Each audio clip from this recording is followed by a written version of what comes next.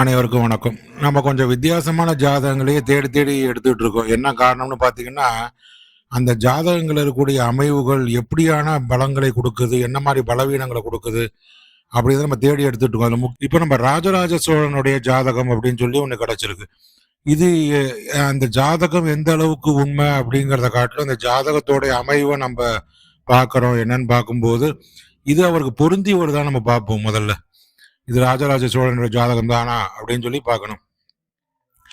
இந்த ஜாதகத்துல பாத்தீங்கன்னா தனுசு லக்னம் காட்டப்பட்டிருக்கு.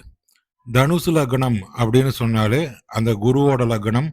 அந்த குரு எங்க இருக்காரு அப்படின்னு சொல்லி பார்க்கணும். லக்னாதிபதி கிட்டத்தட்ட பாத்தீங்கன்னா 9ஆம் இடத்துல பாக்கியஸ்தானத்துல கரெக்டா காட்டுதுன்னு தான் சொல்லணும். எப்போதுமே பாக்கியம் தான் முக்கியம். தந்தை வழி அப்படின்னு சொன்னாலே அது பாக்கியம் தான். அந்த இடத்துல சுக்கிரன் சனி கேதுவோட சேர்ந்து அமர்ந்திருக்கார். இது ஒரு மிகச்சிறந்த யோக பலத்தை காட்டுது அப்படின்னு சொல்லலாம்.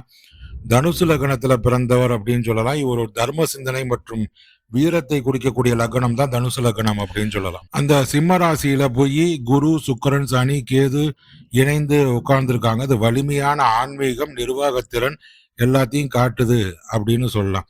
அடுத்ததா பாத்தீங்கன்னா கும்பராசியில சந்திரனும் ராகு இணைந்து அமர்ந்திருக்காங்க. இதுதான் நம்ம சதய நட்சத்திரம் அப்படின்னு சொல்றோம் ராஜராஜ சோழனுக்கு. இது ஒரு ஆளுமை மிக்க மற்றும் தொலைநோக்கு பார்வை கொண்ட மனநிலையை குறிக்கும் அப்படின்னு சொல்லலாம். சூரியன் மற்றும் புதன் துலாம் ராசியில இணைந்து அமர்ந்திருக்காங்க. இந்த இடத்துல நம்ம ஒரு விஷயம் பார்க்கணும். சூரியன் வந்து துலாத்துல நீச்சம் அப்படின்னு சொல்றோம். ஆனா அதே இடத்துல புதனோட சேர்ந்து உட்கார்ந்து புத ஆதித்ய யோகத்தை உருவாக்குறாங்க. ஒரு மன்னரா இருக்காரு, அவருக்கு போய் சூரியன் நீச்சமா இருக்கு அப்படிங்கிற ஒரு கேள்வி எல்லாருக்குமே எழும். ஆனா அதை வந்து ஈடுகட்டுற மாதிரி சில கிரக அமைவுகள் இருந்தாலே போதும், அந்த மன்னராகக்கூடிய வாய்ப்புகளை கொடுத்துடலாம் அப்படின்னு சொல்லி சொல்லப்படுது. ஜோதிடத்துல ஒரு வழியா இல்லைன்னா இன்னொரு வழியா கிடைக்கிறதுக்கு வாய்ப்புகள் உண்டு அப்படின்னு சொல்லுவாங்க. எல்லா வழிகளுமே அடைச்சாதான் ஒருத்தவங்க வந்து ரொம்ப கஷ்டப்படுற நிலைமைக்கு போறாங்க. ஒரு வழி இல்லைன்னா இன்னொரு வழி கிடைச்சிருச்சு அப்படின்னு சொன்னா அப்ப உங்களுக்கு பிரச்சனை இல்லைன்னு தான் சொல்லணும்.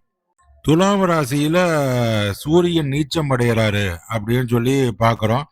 இப்ப அது நீச்சம் பெற்றாலும் மற்ற கிரகங்களுடைய சேர்க்கை எப்படி இருக்கு அப்படின்னு சொல்லி நம்ம பார்க்கணும். அது 9ஆம் இடத்துல ஒரு ராஜயோக சேர்க்கை கிடைச்சிருக்கு அப்படின்னு சொல்லலாம். அதான் பார்த்தீங்கன்னா உங்களுக்கு சுக்கிரன், அதே மாதிரி பார்த்தீங்கன்னா குரு எல்லாமே சேர்ந்து அந்த சிம்மத்தில் அமர்ந்திருக்காங்க. குரு அமர்ந்திருக்காரு அந்த சூரியனோட வீட்டில். அது வந்து சூரியன் வீட்டை குரு பலப்படுத்துவதாக எடுத்துக்கணும். சிம்மத்துல குரு அமர்ந்தாலே ஒரு சிறப்பான அமைவு. அந்த இடத்துல கூட்டு கிரக அமைவு அமைந்திருக்கு அப்படின்னு சொல்லலாம். இது ஒரு சிறப்பான அமைவு அப்படின்னு சொல்லலாம். அதாவது குரு சனி சுக்கிரன் இப்படி பல கிரகங்கள் ஒன்னா சேர்ந்து அமர்ந்து அவருக்கு மிகப்பெரிய புண்ணியத்தையும் தர்மம் தலைக்கக்கூடிய ஆட்சியும் கொடுத்துருக்கு அப்படின்னு சொல்லலாம். அப்ப அந்த சூரியன் நீச்சமானதை ஈடுகட்டுற மாதிரி சூரியனோட வீடான சிம்மத்துல குரு சுக்கிரன் சனி எல்லாரும் சேர்ந்து உட்கார்ந்து அவருக்கு மிகப்பெரிய புண்ணியத்தை சிறப்பான ராஜயோக அமைப்பை கொடுத்துருக்காங்க அப்படின்னு சொல்லி நம்ம எடுத்துக்கலாம். அடுத்தது பார்த்தீங்கன்னா செவ்வாய் 10ஆம் இடத்துல கர்மஸ்தானத்துல இருப்பது அவருக்கு ஒரு வீரத்தையும் போர்க்கலையில சிறந்த நிலையும் அவர் கொடுத்துருக்கு அப்படின்னு சொல்லலாம். அதனாலதான் அவர் எல்லா இடத்துலையும் வெற்றி பெற்ற அமைப்பை அது காட்டுது அப்படின்னு சொல்லலாம். சூரியன் நீச்சம் பெற்றால் ஆட்சி கிடைக்காது அப்படின்னு நம்ம எடுத்துக்க முடியாது. நார்மலா பார்த்தீங்கன்னா அவர் இளமை காலத்துல அவர் பார்த்தீங்கன்னா அதிகமான போராட்டங்களை சந்திச்சிருக்கார் அப்படிங்கிறத நம்ம முக்கியமா கவனிக்கணும். அவருக்கு உடனே பதவி கிடைச்சல. அவர் வந்து மதுராந்தக உத்தம சோழனுக்கு பிறகு ஆட்சிக்கு வந்ததாக ஒரு தகவல் இருக்கு.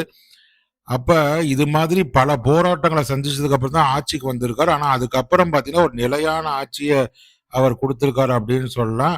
10ஆம் இடத்துல செவ்வாய் இருந்தது கூட அவருக்கு ஒரு நிலையான ஆட்சியை கொடுக்கறதுக்கு உதவி செஞ்சிருக்கு அப்படின்னு சொல்லலாம். அடுத்ததா பாத்தீங்கன்னா இவருடைய ஜாதகத்துல வேறு என்னென்ன சிறப்புகள் இருக்கு அப்படின்னு சொல்லி பார்க்கணும். இவர் தனுசு லக்னமா இருக்கிறது குருவோட லக்னமா இருக்கிறது ஒரு மிகச்சிறந்த யோக பலம்னு சொல்லலாம். அவங்க குருவே பாத்தீங்கன்னா 9ஆம் இடத்துல பல கிரகங்களோட சனி சுக்கிரன் போன்ற கிரகங்களோட சேர்ந்து அமர்ந்தது ஒரு சிறப்பான அமைவு. அதுவே ஒரு யோக பலமா அவருக்கு அமைஞ்சிருச்சு அப்படின்னு சொல்லலாம். இப்ப 10ஆம் இடத்துல கர்மஸ்தானத்துல செவ்வாய் அமர்ந்திருப்பது அவருக்கு பல இடங்களிலும் அவர் வெற்றியை வந்து அவருக்கு நிலைநாட்டி இருக்கு அப்படின்னு சொல்லலாம். அதுதான் அதே சமயத்துல அவர் அஞ்சாத நெஞ்சமும் போர்க்களத்துல பயமில்லாத தன்மையும் அவர் கொடுத்திருக்கு. பல இடங்கள்ல வெற்றியும் பெற்றிருக்காரு அப்படின்னு சொல்லலாம். ஒரு பேரரசை எப்படி திட்டமிட்டு நடத்தணும் அப்படிங்கிற அந்த கூர்மையான அறிவு கூட அதனால கிடைச்சிருக்கு அப்படின்னு சொல்லலாம். ஸோ அவரால பல நாடுகள கைப்பற்ற முடிஞ்சது. அதே மாரி கல்லும் மண்ணும் சார்ந்த பிரம்மாண்டமான தஞ்சை பெரிய கோயில் போன்ற மிக பல கோயில்கள கட்டுறதுக்கு அவரால முடிஞ்சது அப்படின்னு சொன்னா, அதுக்கு காரணம் அவருடைய அந்த கிரக அமைவுகள் தான் அப்படின்னு சொல்லலாம். 10ல் செவ்வாய் இருக்கிறவங்களுக்கு கீழ மிகப்பெரிய ராணுவம் கட்டுக்கோப்பாக செயல்படும் அப்படின்லாம் சொல்லலாம். இவருடைய வெற்றிக்கு அவருடைய தனுசு லக்னம் ஒரு காரணமா அமையும் அப்படின்னு சொல்லும்போது, 5ஆம் அதிபதி 10ல் அமர்வது ஒரு மகாபாக்கிய யோகம் அப்படின்னு சொல்லலாம். இவருடைய 5ஆம் அதிபதி யாருன்னு சொல்லி நம்ம பார்க்கும்போது முன்னாடியே பார்த்துருக்கோம். அதான் திரும்ப சொல்றோம். 5ஆம் அதிபதி வந்து செவ்வாய் தான். அவர் தான் போய் 10ஆம் வீட்ல சிறப்பாக கன்னி ராசியில அமர்ந்திருக்காரு அப்படின்னு சொல்லலாம். இதெல்லாம் அவருக்கு இருக்கக்கூடிய அந்த சிறப்பான அமைவுகள் அப்படின்னு சொல்லலாம். எப்போதுமே ஜாதகத்துல இவருக்கு அதே மாரி பார்த்தீங்கன்னா, இன்னொரு முக்கியமான யோகம் முன்னாடியே சொன்னா புத ஆதித்ய யோகம் இருக்கு அப்படின்னு சொல்றோம். அது வந்து அவருக்கு உருவாகியிருக்கு அப்படின்னு சொல்லலாம். அது மாரி தர்ம கர்மாதிபதி யோகமும் இவரோட ஜாதகத்துல அமையப்பெற்றிருக்கு. 9ஆம் இடம் அதிபதி பார்த்தீங்கன்னா சூரியன், 10ஆம் இட அதிபதி பார்த்தீங்கன்னா புதன் 2 பேரும் சேர்ந்து 11ஆம் வீட்ல இந்த புத ஆதித்ய யோகத்த உருவாக்குறாங்க. தர்ம கர்மாதிபதி யோகம் உருவாகுது. இதனால தான் அவருடைய தர்ம சிந்தனை, மிகப்பெரிய கோயில்களை கட்டுதல், அதே மாரி நீங்காத நிலையான அந்த பக்தி மார்க்கம் எல்லாத்தையுமே அவர் குடுத்திருக்கு அப்படின்னு சொல்லலாம். இப்படி பல சிறப்புகளை பெற்ற ராஜராஜ சோழனுடைய ஜாதகத்த தான் நம்மளால பார்க்க முடிஞ்சிருக்கு.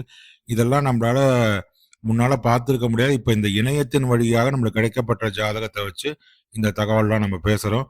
இது போன்ற சிறப்பான பதிவுகளுக்கு அன்னை அபிராமி அஸ்ட்ராலஜி சேனலை சப்ஸ்கிரைப் பண்ணுங்க. நன்றி, வணக்கம்.